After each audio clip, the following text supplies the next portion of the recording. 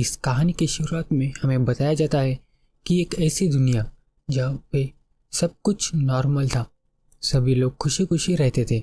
लेकिन तब इस दुनिया में एंट्री होती है अंडरवर्ल्ड के मॉन्स्टर की, जिन्हें द सिविलाइजेशन ऑफ बोरोवर्स कहते हैं। ऐसे इंसान जो ह्यूमंस के अंडरग्राउंड रहते हैं। अंडरवर्ल्ड ने ह्यूमंस की दुनिया पर अटैक करना शुरू कर दिया था, जिससे दुनिया पर बहुत बड़ा खतरा बन चुका था। ये मॉन्स्टर्स इतने पावरफुल थे कि आर्मी, मिलिट्री इनके सामने कुछ भी नहीं थे। अंडरवर्ल्ड के मॉन्स्टर के वजह से सीधे साधे ह्यूमंस पर इफेक्ट होने लगा था, जिससे ह्यूमंस को सुपर ह्यूमन पावर्स मिलने लगी और उन ह्यूमंस को एस्पर कहा जाने लगा। सुपर ह्यूमंस ने अंडरवर्ल्ड मॉन्स्टर के खिलाफ फाइट बैक करना शुरू कर दिया। ह्यूमंस ने काफी अच्छी फाइट दिखाई थी और अंडरवर्ल्ड के मॉन्स्टर को हरा दिया था। लेकिन अब बचता था आखिरी पड़ाव, यानी द लास्ट डंजन। 2005 की बात है, जहाँ पे वर्ल्ड के 7 बेस्ट सुपर ह्यूमन यानी वर्ल्ड स्ट्रॉन्गेस्ट सुपर ह्यूमन एक साथ हुए और लास्ट डंजन की तैयारी की। उन्होंने अंडरवर्ल्ड के मॉन्स्टर के बेस पे ऊपर हमला कर दिया था और वो लास्ट डंजन भी क्लियर कर लिया। दुनिया ने उन 7 सुपर ह्यूमंस को सम्मानित किया जिन्होंने पूरे ह्यूमैनिटी को बचाया था। लेकिन उन 7 हीरोज में से एक इंसान नहीं लौट पाया, जिसका नाम था सियोमुन यूओप, जो कि 7 सुपर ह्यूमन का लीडर था। दरअसल सच ये है कि सियोमुन ने उन बाकी 6 सुपर ह्यूमंस की जान बचाई थी, उन्हें वापस बेच दिया था और खुद को सैक्रिफाइस कर दिया था। 17 साल बीत चुके थे। सियोमुन के सम्मान में कोरिया ने उसका फिगर का स्टैचू बना दिया था। अब यहाँ से शुरू होती है अपनी रियल स्टोरी ऑफ सियोमुन। आगे हमें दिखाया जाता है 17 साल बाद, जहाँ पे एक इंटरनेशनल बैटलफील्ड मैच होता है, कोरिया वर्सेस फ्रांस, जहाँ फ्रांस का एक super human player Nathan Bernard Korean team को वन साइडेड पीट रहा होता है। कमेंटेटर्स बताते हैं कि नेथन टॉप 3 सुपर ह्यूमन में से एक है। वहीं पे कोरिया की मेन प्लेयर बीक हाईऑन होती है, जो मैच में अकेली बच जाती है।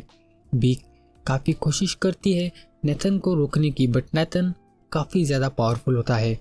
यहीं पर हमें बताया जाता है कि Baek one of the 7 heroes में से किसी की बेटी है।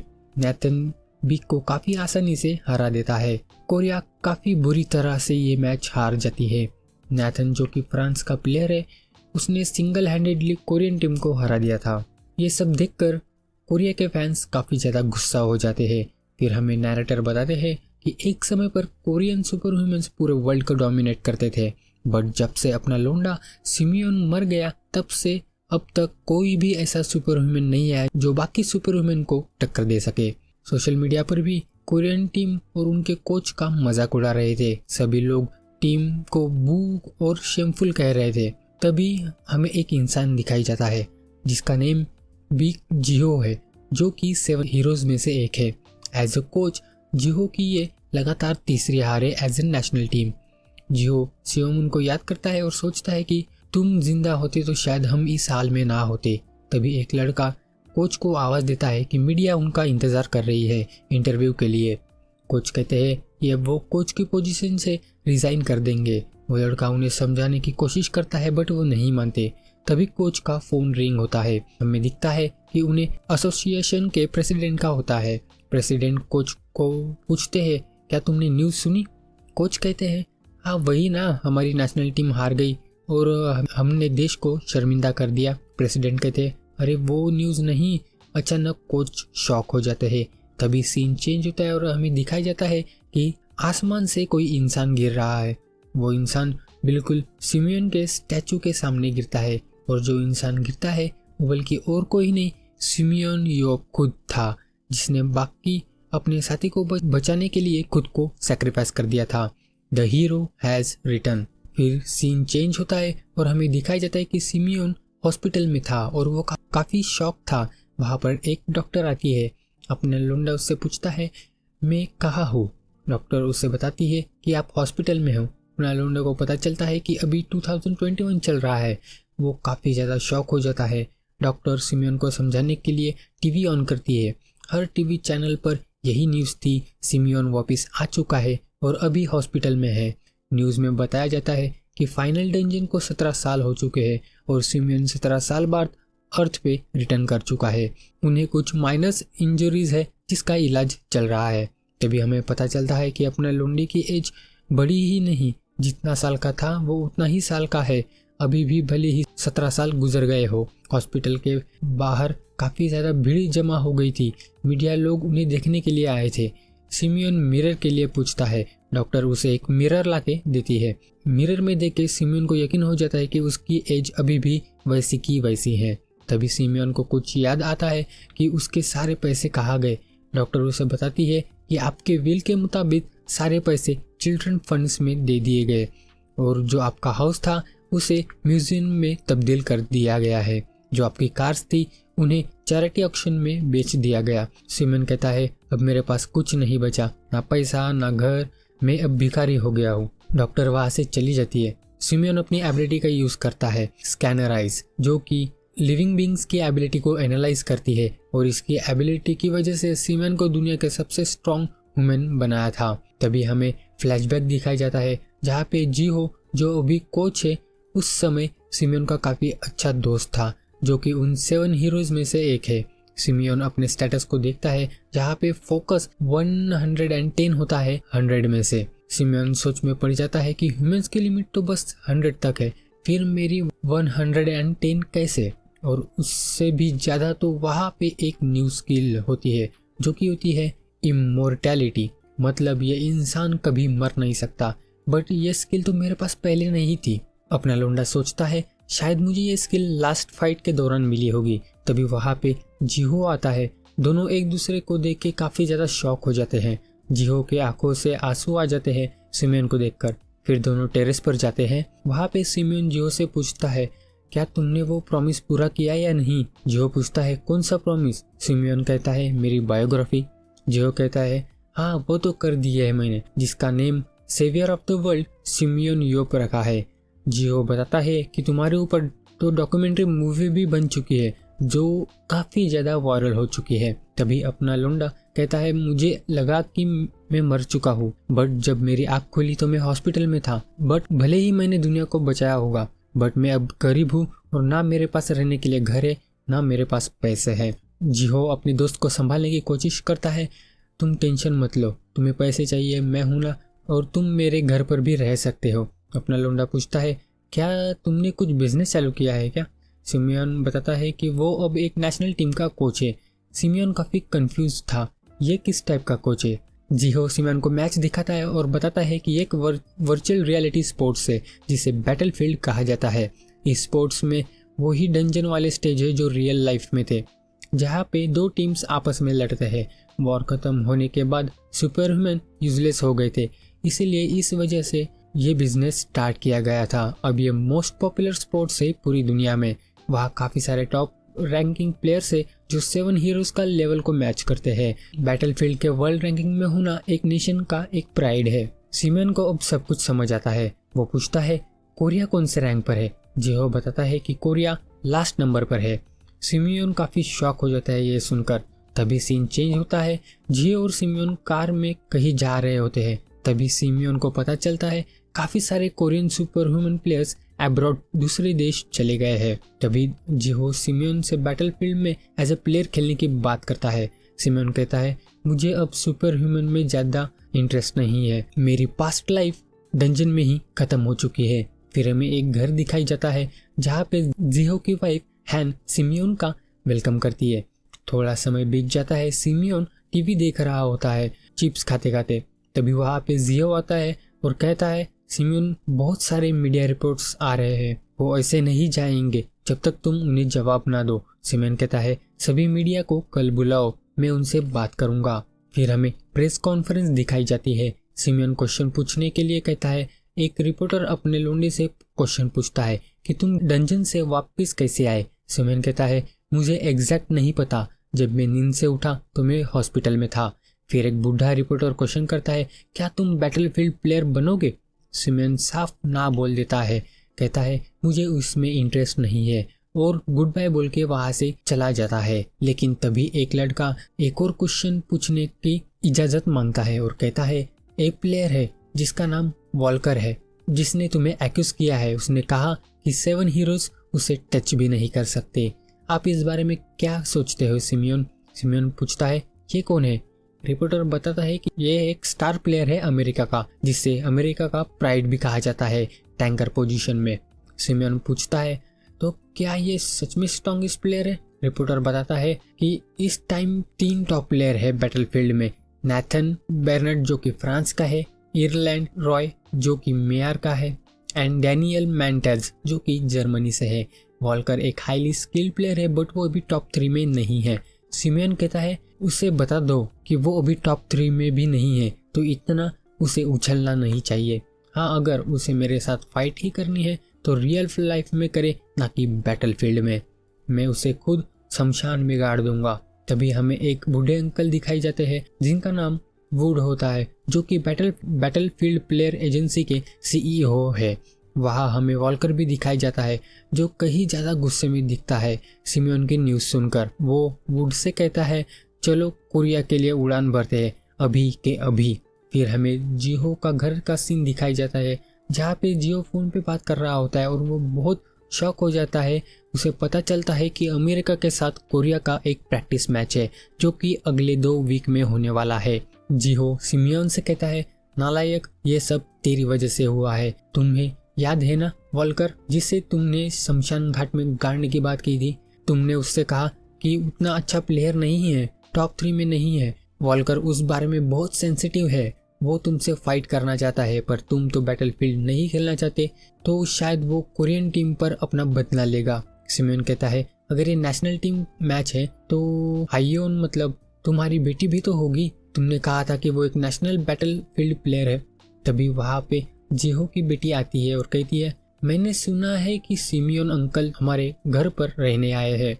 वो अपनी मॉम से पूछती है अंकल कहाँ पे है? उसकी मॉम बताती है कि वो अभी टीवी देख रहे हैं। हायोन भाग के सिमियन के ऊपर कूद जाती है। सिमियन कहता है अब तुम बड़ी हो चुकी हो, तुमने तो अंकल को मार ही दिया था। मुझे लगा शायद तुम मुझे भूल गई होगी, इतने समय जो हो गया है। हियोन कहती है मैं कैसे भूल सकती हूँ, बचपन में हम साथ खेलते थे, चॉकलेट स्नैक्स खाते थे और ये सब चीज़ मॉम डैड मुझे अलाउ नहीं करते थे। सिमियन पूछता है क्या तुम मैच के लिए वापस आई हो? हियोन कहती है नहीं, मैं तो आपसे मिलने आई हूँ, मैच तो दूसरी बात है। अंकल मुझे एक सवाल है, क्या सच में आप बैटलफील्ड नहीं खेलना चाहते? सिमियन कहता है हाँ, मुझे उसमें कोई इंटरेस्ट नहीं है। हायोन सिमियन को मनाने की बहुत कोशिश करती है बट सिमियन नहीं मानता। हायोन नाराज हो जाती है और कहती है आप बदल गए हो, आप मेरे लिए पहले कुछ भी करते थे। ओके अंकल, क्या आप मेरे लिए कुछ और कर सकते हैं? मुझे द लीग में जाना है मेरे अवतार को चेक करने के लिए, क्या आप मेरे साथ आ सकते हैं? सिमियन मान जाता है और दोनों कोरियन बैटलफील्ड एसोसिएशन में जाते हैं जहाँ पर उनका वेलकम किया जाता है, जहाँ पे हमको चारों तरफ कंप्यूटर्स और वायर्स दिख रहे होते हैं। एक अंकल हायन को कहता है कि आप मॉड्यूल में जाए ताकि हम आपके अवतार को चेक कर सके। फिर हायनो का वेपन्स और आर्मर चेक किया जाता है। फिर हायनो मॉड्यूल में जाती है और वर्चुअल रियलिटी में कनेक्ट हो जाती है। ये सब देखकर सिमियन काफ़ी अचंभित हो जाता है। उसके बाद हायनो के सामने एक वुल्फ मॉन्स्टर स्पॉन किया जाता है। ये सब मॉन्स्टर देखकर सिमियन काफ़ी ज़्यादा शॉक हो जाता है। फिर वो एनालिस्ट अंकल अपने लोंडे को समझाते हैं कि ये एक यूनिक टेक्नोलॉजी है जो डंजन के मॉन्स्टर को VR में रिक्रिएट करती है, पर जो भी न्यू प्लेयर ज्वाइन करता है उन्हें उनका अवतार बनाना पड़ता है। फिर दोनों हायनो के प्रैक्टिस की तरफ ध्यान देते हैं। वुल्फ लोंडिया पर अटैक करता है। लोंडिया के पास चाबुक है जिससे वो वुल्फ मॉन्स्टर के नेक को पकड़ लेती है, दूसरे शॉट से उसका हेड अलग कर देती है और लोंडिया का अवतार सिंह कंप्लीट हो जाता है। फिर हायनो सिमियन के पास जाती है और पूछती है अंकल मेरा परफॉर्मेंस कैसा था? सिमियन उससे कहता है तुम काफ़ी अच्छी हो गई हो बट तुम्हें और हार्ड वर्क करना पड़ेगा। हायन थोड़ी गुस्सा होती है और कहती है आप ट्राई करके देखो। सिमियन कहता है मैं बैटलफील्ड नहीं खेलने वाला, ये बात पहले ही बताई है मैंने। पर हायनो कहती है मैं आपको खेलने के लिए नहीं कह रही, बस अवतार बनाने के लिए कह रही हूँ। और अंकल मैं देखना चाहती हूँ कि जो मेरे डैड कहते हैं कि आप सबसे स्ट्रांग हो पूरे वर्ल्ड में, मुझे देखना है कि कितने स्ट्रांग हो आप। सिमियन मान जाता है और उसे एक शील्ड और स्पीयर दे देते हैं, बट सिमियन उसे उस शील्ड को फेंक देता है और कहता है मुझे इसकी ज़रूरत नहीं है। अपना लोंडा मॉड्यूल में कनेक्ट करता है।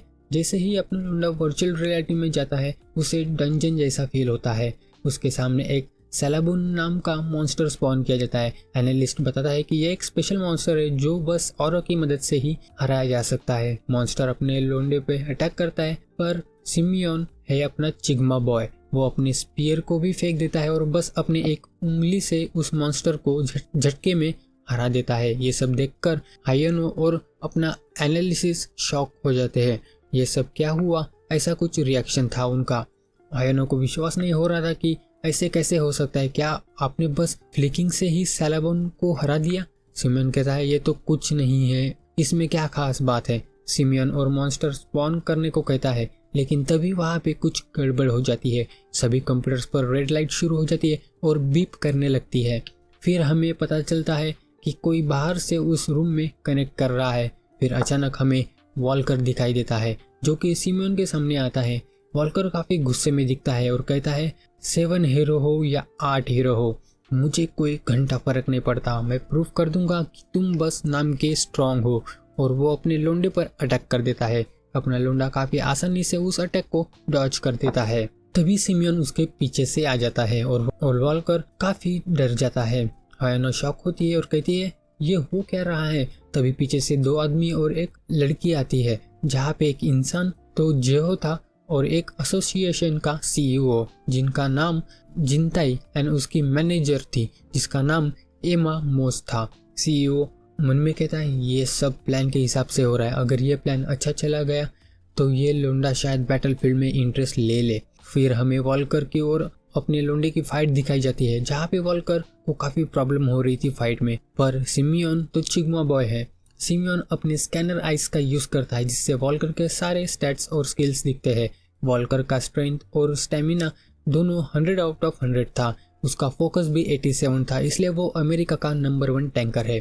फिर सिमियन सोचता है मेरे पास एक स्किल है जो मैंने अभी तक टेस्ट नहीं की, क्यों ना उस स्किल को टेस्ट किया जाए। तभी अपना लोंडा वॉल्कर पर अटैक करता है। वॉल्कर रिटर्न अटैक करना चाहता है, बट वहाँ पे अपना लोंडा जानबूझ के रुक जाता है और वॉल्कर का अटैक हेड ऑन ले लेता है। बाकी सारे लोग थोड़ी चिंता में चले जाते हैं। वॉल्कर भी सोच में पड़ जाता है कि वो रुक गया। तभी स्पीयर वॉल्कर की तरफ आता है। वॉल्कर किसी तरह डॉच करता है। वॉल्कर सोचता है अब ये आखिर है क्या, यहाँ क्या हो रहा है। उसे मेरे अटैक से मर जाना चाहिए था, पर वो अटैक कैसे कर सकता है। तभी अपना चिग्मा बॉय दिखता है और कहता है ये धुआं बस दिखाने के लिए है क्या। सभी लोग शॉक हो जाते हैं कि अभी भी सिमियन जिंदा कैसे है। सिमियन के सारे इंजरीज हील हो जाती है। फिर अपना सिमियन बताता है कि ये मेरी न्यू एबिलिटी है जो मुझे अर्थ पर रिटर्न करने पर मिली थी, जो कि है इमॉर्टल। मैं कभी भी मर नहीं सकता और हम ऐसे फाइट नहीं कर सकते क्योंकि मैं मर नहीं सकता। फिर सिमियन एनालिस्ट से कहता है क्या तुम 1 सेकंड के लिए इधर आ सकते हो। वो एनालिस्ट पूछता है क्या हुआ। सिमियन कहता है मैं मर नहीं सकता क्योंकि मेरी न्यू एबिलिटी इमॉर्टल है। क्या तुम इस एबिलिटी को ब्लॉक कर सकते हो, वरना ये अनफेयर हो जाएगा। वो एनालिस्ट उस एबिलिटी को ब्लॉक कर देता है। उसके बाद सिमियन वॉल्कर टॉप 3 का नाम लेके काफी ज्यादा चिढ़ाता है वॉल्कर को।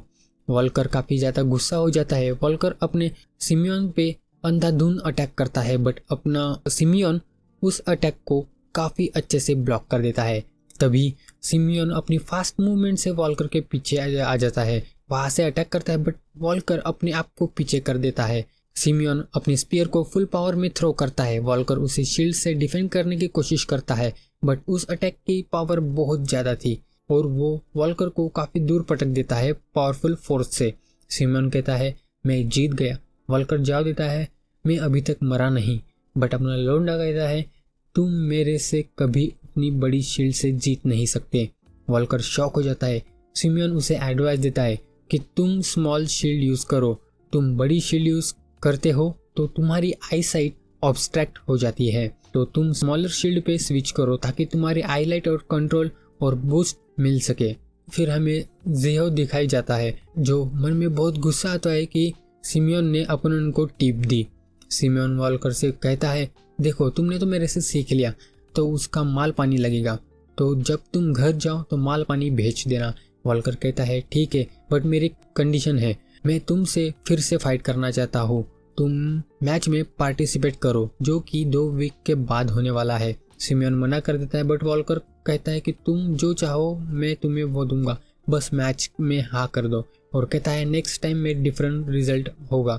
ये सब बातें सुनकर सीईओ मन ही मन में खुश होते और कुछ तिगड़म प्लान करते हैं और कहते हैं ये इस चीज को मैं अपने एडवांटेज के लिए यूज कर सकता हूँ। फिर हमें नेक्स्ट डे का सीन दिखाई जाता है जहाँ पे सिमियन टीवी पर न्यूज देख रहा होता है कि वहाँ पे बता रहे होते हैं कि सिमियन और वॉल्कर के बीच प्रैक्टिस मैच हुआ था, बट वीडियो क्वालिटी थोड़ी खराब थी और ऑडियो भी क्लियर नहीं थी। और जो अपकमिंग मैच है कोरिया वर्सेस अमेरिका, अगर यूएस की टीम कोरिया के अगेंस्ट 11-0 से बिना किसी प्लेयर लॉस के जीत जाती है तो यूएस एक फ्रेंडली मैच होस्ट करेगा जहाँ पे सिमियन भी पार्टिसिपेट करेंगे। ये कंडीशन अमेरिका ने दी है और ये कंडीशन सिमियन ने भी एक्सेप्ट कर ली है। ये सब सुनकर अपना लोंडा काफी ज्यादा शॉक हो जाता है। ये इसके बाद अपना लोंडा डायरेक्ट कोरिया बैटलफील्ड एसोसिएशन के ऑफिस में चला जाता है जहाँ पे सिमियन काफी गुस्से में बुढ़े अंकल यानी सीईओ से पूछता है आखिर कौन से नालायक बदतमीज ने वीडियो लीक की और ये सब अफवाह फैलाई है, अभी के अभी उसे मेरे पास लाओ,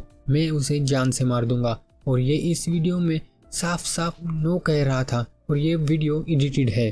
तभी वो बुढ़ा अंकल अपना सर झुकाते हुए और माफी मांगता है सिमियन से और कहता है वॉल्कर के काफी अच्छे रिलेशन है यूएस बैटलफील्ड एसोसिएशन से और मैं एक कमजोर वीक कोरियन बैटलफील्ड एसोसिएशन का हूँ, मैं उसकी रिक्वेस्ट को मना नहीं कर सकता था और मीडिया की तरफ से भी मेरे ऊपर प्रेशर आ रहा है। तभी अंकल कहता है सिमियन तुम टेंशन मत लो, मेरे पास एक मस्त प्लान है। बुढ़ा अंकल मस्त मक्खन लगा के अपने लोंडे को पटा लेता है कि वो मैच में हिस्सा ले। सिमियन मान जाता है बट कहता है बस मैं एक बार ही तुम्हारी हेल्प करूंगा। उसके बाद हमें एक रिजल्ट दिखाई जाता है जहाँ पे अमेरिका कोरिया को वन साइडेड हरा देती है। वहाँ कोरियन टीम एक भी किल नहीं ले पाती अमेरिका टीम के। सिमियन घर आता है जहाँ पहले से ही सारे न्यूज चैनल पे यही बात हो रही है कि सिमियन मैच में हिस्सा लेने वाला है, 17 साल बाद हीरो एक्शन में दिखने वाला है। फिर हमें अगले सीन में दिखाई जाता है कि हियोन प्रैक्टिस कर रही होती है और जीहो उसे ट्रेन कर रहा होता है। ये सब सिमियन देख लेता है। जीहो हियोन से कहता है तुम्हारा रिएक्शन टाइम काफी अच्छा है पर तुम्हें और फास्ट होना पड़ेगा और तुम एक असिस्टेंस डीलर हो, तुम्हें हर समय सतर्क रहना होगा। तभी सिमियन पीछे से अपने स्कैनर आइस का इस्तेमाल करता है जहाँ पे उसे हियोन के सारे स्टैट दिखाई जाते हैं, जहाँ उसकी स्पेशल एबिलिटी भी दिखाई जाती है, टेलीपोर्टेशन एंड रोप की होती है। सिमियन मन में कहता है हियोन के पास एजिलिटी और स्पीड स्टेटस काफ़ी अच्छा है पर उसकी एजिलिटी लिमिट पर पहुंच चुकी है और उसमें स्पीड डेवलपमेंट पोटेंशियल जीहो के हिसाब से बहुत कम है। तभी सिमियन हायोन के पीछे से आता है और हायोन पूछती है अंकल आप यहाँ। सिमियन मन में कहता है अगर इसी तरह चलता रहा हायोन शायद एक भी किल ना कर पाए अमेरिका टीम के खिलाफ। लड़की पूछती है क्या आप मेरी प्रैक्टिस देख रहे थे? सिमियन कहता है मुझे नहीं लगता तुम्हें अपनी एजिलिटी की ट्रेनिंग करनी चाहिए। सिमियन बताता है कि हियोन की एजिलिटी ऑलरेडी मैक्स्ड हो चुकी है और सेम वीप यानी रोप की भी हो चुकी है, लेकिन इसके पास स्पीड टाइप एजिलिटी है पर तुम इसे खुद की तरह असिस्टेंट डीलर बनाना चाहते हो, पर तुम दोनों अलग हो। सिमियन लड़की से कहता है जब तुम किसी अपोनेंट को अपने रोप से पकड़ोगी तो क्या करोगी? लड़की जवाब देती है अंकल मैं उन्हें खींचूंगी और ऑफ बैलेंस कर दूंगी या फिर मैं उन्हें पकड़ के अपने टीममेट्स की तरफ फेंक दूंगी। सिमियन कहता है गलत, तुम्हें उन्हें उसी वक्त एलिमिनेट करना होगा। तुम्हें अब स्ट्रेंथ और स्वॉर्ड्समैनशिप की तरफ ज़्यादा फोकस करना होगा। तुम्हारे पास स्वॉर्ड्स भी है ताकि तुम उन्हें एलिमिनेट कर सको। मैं तुम्हें दिखाता हूँ, ध्यान से देखो, ये उतना भी हार्ड नहीं है। सिमियन अपने एक हाथ में रोप और एक हाथ में स्वॉर्ड लेता है। सिमियन रोप से एक डमी को पकड़ लेता है, जैसे ही पकड़ लेता है वैसे ही अपने स्वॉर्ड से डमी को बीच में से काट देता है और कहता है कुछ इस तरह तुम्हें करना है। दोनों ये देखकर थोड़े हैरान हो जाते हैं। सिमियन कहता है तुम अपने रोप से किसी को मार नहीं सकती, इसलिए तुम्हें अपने स्वॉर्ड का यूज करना होगा। तुम्हें अपने स्वॉर्ड स्किल पर फोकस करना होगा। हायोन अभी से मैं तुम्हारी पोजीशन चेंज कर रहा हूँ। तुम अब से असिस्टेंट डीलर नहीं बल्कि प्रॉक्सिमिटी डीलर हो, यानी तुम अब इस टीम में मेन डैमेज डीलर हो, यानी एस ऑफ द टीम। तभी अपना लोंडा कहता है चलो ट्रेनिंग करो, क्यों ना पहले 500 सेट्स स्टार्ट किया जाए। दोनों काफी डर जाते हैं, मतलब ऐसे घबरा जाते हैं। सिमियन इविल जैसे एक्सप्रेशन बनाता है और कहता है चलो जल्दी करो, तुम्हारे पास बस 14 डेज है। मैच के टाइम आने तक, और अब से हियोन का कोच मैं करूँगा। तभी हमें यूएस टीम का ट्रेनिंग ग्राउंड दिखाया जाता है जो कोरिया में भी है। फिर हमें एक जॉन किम नाम का आदमी दिखाया जाता है जो एजेंट एंड मैनेजर है। वो वॉल्कर से कहता है तुम बहुत ज़्यादा इम्प्रूव हो गए हो। वॉल्कर पूछता है क्या सच में इतना डिफरेंस दिख रहा है? वो एजेंट कहता है जब से तुम सिमोन मिलने के बाद वापस आई हो, तुम्हें अचानक अपने बड़ी शील्ड को छोटी शील्ड से चेंज किया। मुझे लगा तुम बेवकूफ़ हो, पर कुछ दिन तुम्हें देखने के बाद लग रहा है तुम्हारी वीकनेस अब नहीं रही। अगर ऐसे ही तुम करते रहे एक दिन तुम टॉप 3 में ज़रूर आओगे। हाँ, ये बहुत बड़ा चेंज है, बट तुम्हें बहुत प्रैक्टिस करनी होगी। इससे तुम्हें स्पीड टाइप डीलर के खिलाफ थोड़ी प्रॉब्लम होगी, जैसे कि नैथन। तभी वॉल्कर पूछता है तुम्हें क्या लगता है पैसे के हिसाब से मेरी इम्प्रूवमेंट कितनी होगी? एजेंट कहता है $10 मिलियन होगी। फिर वॉल्कर सोचता है और कहता है कि सिमियन को $10 मिलियन भेज दो। एजेंट काफ़ी शॉक हो जाता है।